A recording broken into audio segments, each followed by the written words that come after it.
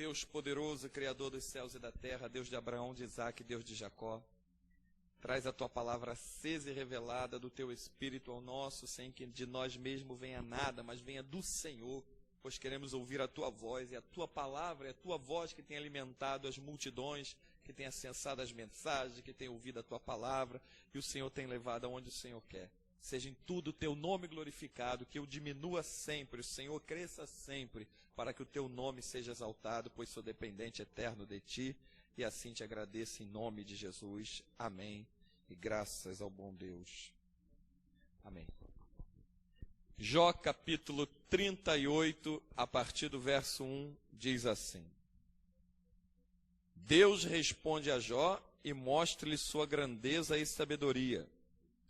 Depois disso, o Senhor respondeu a Jó de um redemoinho e disse: Quem é este que escurece o conselho com palavras sem conhecimento? Agora cinge os teus lombos como homem, e perguntar-te-ei, e tu me responde-me. Onde estava tu quando eu fundava a terra? Faze-mo saber se tens inteligência. Quem lhe pôs as medidas, se tu sabes? Ou quem estendeu sobre ela o cordel? Sobre que estão fundadas as suas bases? Ou quem assentou as suas pedras de esquina? Até aqui. A Bíblia mostra nessa passagem maravilhosa que Deus responde a Jó de dentro de um redemoinho.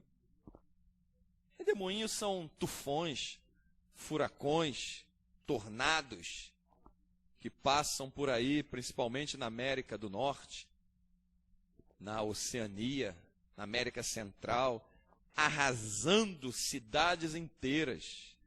Quando as pessoas se preparam para enfrentar um furacão, um tufão, qual é a primeira coisa que elas se preocupam em fazer? Se abrigar. Porque sabem que ninguém tem como deter a destruição causada pela força de um tufão, de um ciclone, de um tornado. Visto que há poucos dias, lá nos Estados Unidos, passou o tornado mais terrível de toda a história. Eles têm lá na Europa temporadas em que os tornados vão passar pelo local.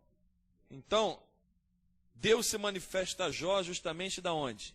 De dentro de um tornado, de dentro de um redemoinho, de dentro de um furacão.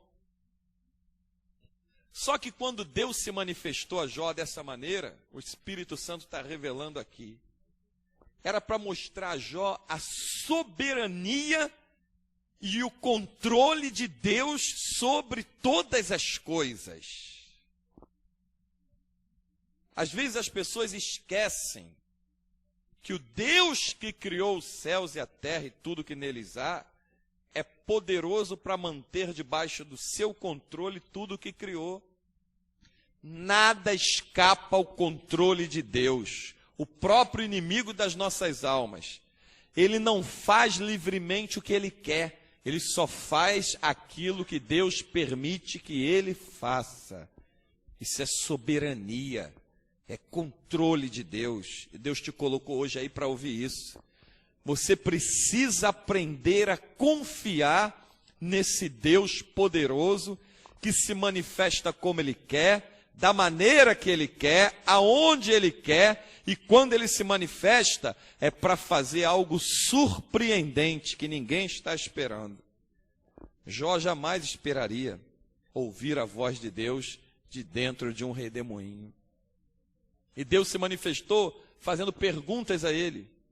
Aonde estava tu quando eu criei todas as coisas? Olha o que o Espírito Santo está mandando te dizer nesse dia, nessa hora. Aprende a confiar que Deus está no controle de tudo. Você precisava ouvir isso hoje, para se aquietar e saber que só o Senhor é Deus. As nossas orações não ficam perdidas no ar. Se você ler Apocalipse capítulo 8, você vai ver o carinho e o cuidado que Deus tem com as nossas orações. As orações são levadas diante das narinas de Deus como aroma suave e agradável. Deus tem prazer em nos ouvir. não me peça para te explicar o porquê, porque é algo inexplicável, porque sendo nós, começando por mim, miseráveis pecadores, ainda assim Deus se agrada em ouvir a nossa voz. Isso não dá para explicar. Deus tem prazer em nos ouvir. Deus tem prazer em nos mostrar que Ele está controlando todas as coisas. Quantas pessoas, uma hora dessa, está ouvindo essa mensagem com um parente desenganado pelos médicos? Já perdemos as contas de quantas vezes os médicos dizem para alguém: olha, você não tem mais jeito. Olha, o teu caso é fato consumado. Espera a morte em casa. Aí alguém fala: ó, ora ao Deus vivo, intercede por ela, ora por ele. E quando abrimos a boca em oração, Deus manda uma palavra poderosa lá naquele lugar e faz com que a pessoa que estava perdendo a vida volte novamente a ter vida, porque Ele é o Senhor da vida. Ele altera metabolismo, Ele muda órgãos, Ele faz transplantes, Ele troca cérebro, Ele troca coração, Ele limpa as sequelas que as doenças deixaram, Ele opera por completo. Deus está no controle de todas as coisas. As portas não estão fechadas. Deus é que está trabalhando dentro delas para te surpreender e ainda não é hora de você ver. Assim manda te dizer o Senhor dos Exércitos. Aleluia. Você só fecha uma porta no lugar que você está quando você tem algo particular e reservado para fazer dentro do lugar. Na hora que Deus abre a porta, Ele te mostra que muito além do que tu pensava ou esperava, operou Deus por você. E ainda que não exista porta, Ele é poderoso para fazer aparecer porta, aonde não existe porta. Ele fez aparecer água no deserto, Ele fez descer o maná do céu, Ele fez aparecer codornízias no deserto, Ele fez o povo comer, se fartar e sair pelas narinas, Ele libertou o povo que cerca de 430 anos aprisionado no cativeiro do Egito. Ele fez em Ezequiel 37, dizendo para o profeta: podem esses ossos tornarem a ter vida? E o profeta disse: tu sabes, Senhor. E ele disse: profetiza. Olha o que Deus está te mandando fazer nessa manhã, nessa tarde, nessa noite, nessa madrugada, nesse dia, porque Deus cerca todas as etapas do dia para te mostrar que ninguém surpreende Deus. Deus não descansa, Ele não se cansa, Ele é Espírito. Deus está te dizendo: abre a tua boca e profetiza sobre aquilo que você gostaria que tivesse vida. Profetiza! Profetiza sobre a tua filha enquanto ela está dormindo. Profetiza sobre o teu filho quando ele acaba de sair. Ele vai ser um homem de Deus com a vida no altar do Senhor.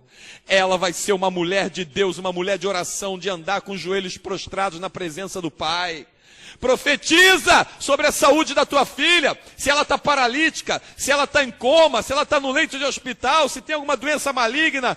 Essa doença vai sair, porque está escrito em Isaías 53, Ele levou sobre si as nossas dores e as nossas enfermidades levou sobre si. Eu profetizo essa palavra sobre ele, sobre ela, sobre ele que está no outro país, está no outro continente. Para Deus não há perto e não há longe, Ele é onipresente. Abre a tua boca e profetiza. Deus está no controle de todas as coisas. Aleluia. Deus ainda diz para Jó: me responde se tu tem inteligência. Onde tu estava quando eu fundei todas as coisas? Onde tu estava quando eu criei tudo que está aí? Onde tu estava? Aleluia. Tem gente que diz assim: Deus não está na minha vida, Deus não está mais comigo. Eu já ouvi várias pessoas dizer isso. Pelo que eu estou passando, Deus não está comigo. Eu vou te dar uma palavra nessa hora que o Espírito Santo está mandando te dar, para que você entenda que Deus não abandona a obra que Ele começa. Dentro de você tem investimento de Deus. Quem aí recebeu já uma palavra de Deus? Então, se tem investimento de Deus numa obra que Ele começou, Ele não deixa ninguém meter a mão onde Ele começou a obra. Ele vai concluir e aperfeiçoar a boa obra que Ele começou. A tua vida está sobre os cuidados daquele que é todo-poderoso para fazer além do que tu pede ou além do que tu pensa. Deus não abandona a obra que Ele começa. Às vezes você se desvia da presença dEle e você é o responsável pela demora dos acontecimentos que já poderiam estar se passando na tua vida. Mas não que Deus tenha parado de trabalhar ou tenha te abandonado. Porque Deus trabalha num plumo da sua própria palavra, da sua onisciência. Se você se desvia do prumo da palavra de Deus, Ele fica esperando você retornar. Ele fica esperando você voltar para a posição. Tu levava uma vida de oração, de joelho no chão, de cara no pó, de humilhação. Hoje você já não leva mais essa vida. Deus parou de trabalhar? Não, você que saiu da posição em que Ele estava trabalhando contigo. Você levava uma vida de meditação na palavra, de exame das Escrituras, de buscar as coisas do alto, buscar dons e talento. Você parou com isso? Deus deixou de trabalhar? Deus não deixou de trabalhar. Ele está esperando você voltar à posição em que Ele estava trabalhando contigo. Ele é o Senhor, Ele é olheiro, Ele nunca vai aceitar ou admitir que o vaso diga para Ele, faça assim, faça assado, trabalha dessa maneira, não, isso aí deixa que eu faço, faz aquilo. Quem dita ordem, dita regras é o Senhor das nossas vidas. Não somos nós que ditamos ordem ou regras para Ele. É Ele que dita ordem e regras para nós. Então, quando nós saímos debaixo das ordenanças do Senhor, Ele espera que eu e você volte para que Ele continue a boa obra, para que Ele continue a boa obra que Ele começou. Ele espera que eu e você volte para Ele continuar a boa obra que Ele começou. Está demorando Deus a trabalhar, a te responder? Não. Está demorando você a voltar para o começo, voltar para a posição, fazer uma oração de arrependimento, uma oração de conserto, largar as coisas que você sabe que desagrada a Deus, se achegar para Deus enquanto tu pode achar, invocá-lo enquanto está perto. Está demorando é você a se posicionar. Deus não demora nunca. Jó, aqui no capítulo 38, a partir do versículo 1, nunca imaginava que daquele redemoinho, Deus era que estava se manifestando para falar com ele. Aleluia. Tu nunca imaginaria que nesse dia ia achar esse canal, nessa rádio, achar essa mensagem no YouTube, para Deus falar contigo que está falando agora. Você não imaginaria. Mas Deus é onisciente. Ele já sabia que nesse dia você ia estar aí, ouvindo essa palavra. Você ia sintonizar aí onde você está. Você está presente, ouvindo o que você está ouvindo agora, para que saiba que Deus está no controle de tudo. Aleluia. Glória a Deus. Quando nós temos amizades naturais aqui na terra, vamos chamar assim de amizades, porque a gente sabe que amigo é só Jesus. Mas para que você entenda, quando você tem amizades naturais aí na terra, e você fica um tempo sem falar com aquela pessoa, às vezes não é por briga não, às vezes acontece alguma coisa que você vinha aquele contato de conversa, e você às vezes leva um tempo para falar com aquela pessoa.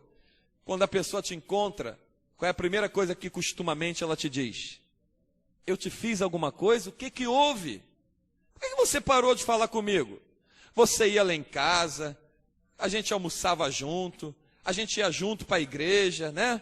A gente, ou então conversava, a gente passeava. O que que aconteceu?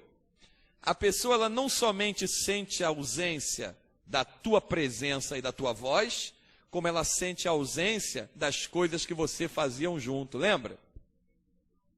Assim é o nosso Deus. Por que você parou de orar de joelho diante da minha presença? O que que eu te fiz? Por que você me abandonou?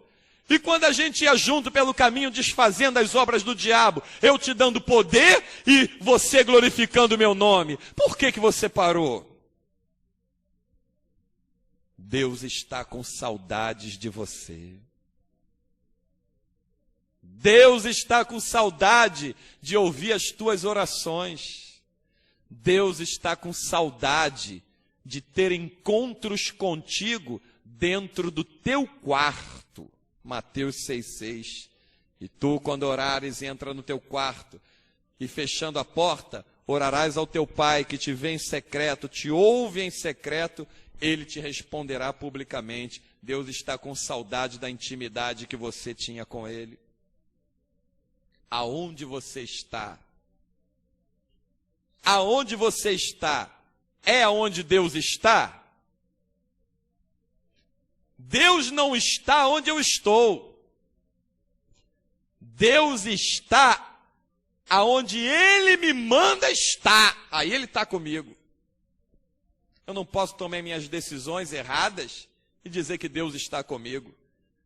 Quantas vezes pessoas pedem ajuda pela internet, pelo Facebook, mandam e-mail, e contando o caso eu vejo, isso aí que você está pedindo ajuda é consequência da decisão que você tomou.